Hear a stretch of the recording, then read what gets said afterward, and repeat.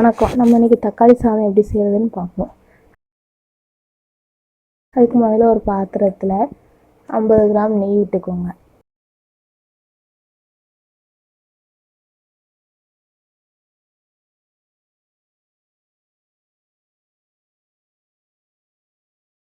பட்டை, கிராம்பு, ஏலக்காய், அன்னாச்சி பூ போட்டுக்கோங்க.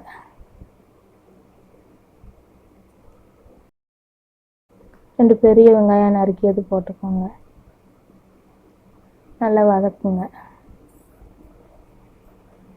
ரெண்டு மிளகாய், 3 பெரிய தக்காளி நறுக்குனது போட்டு நல்லா வதக்குங்க.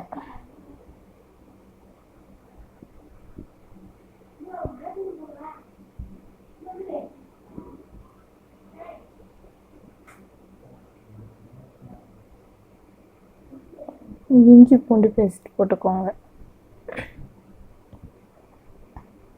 வதக்கிக்கோங்க. மல்லி இலை, புதினா இலை போட்டுக்கோங்க.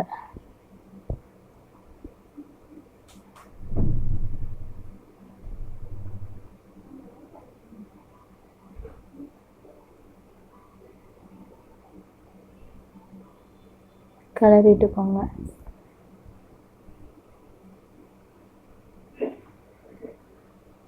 ஒரு ஸ்பூன் வத்தப்பொடி, ஒரு ஸ்பூன் மல்லிப்பொடி, அரை ஸ்பூன் மஞ்சள் பொடி போட்டு நல்லா கலந்துட்டுக்கோங்க.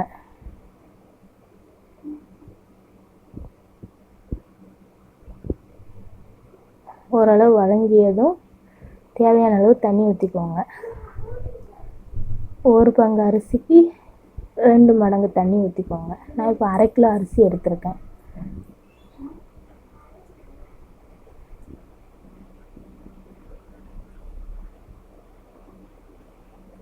தேவையான அளவு உப்பு போட்டுக்கோங்க.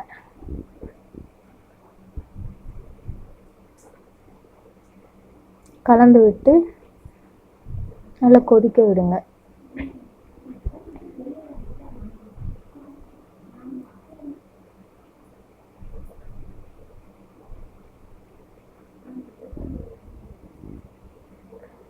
கொதித்ததும் ஒரு 10 நிமிஷம் அரிசியை ஊற வச்சுக்கோங்க.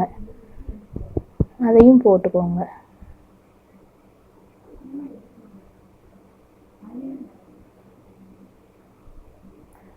மூடி வச்சு வேக விடுங்க.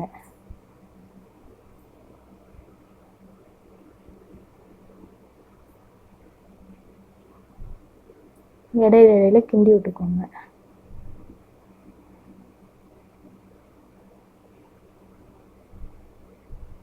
அவ்வளோதாங்க, தக்காளி சாதம் ரெடி.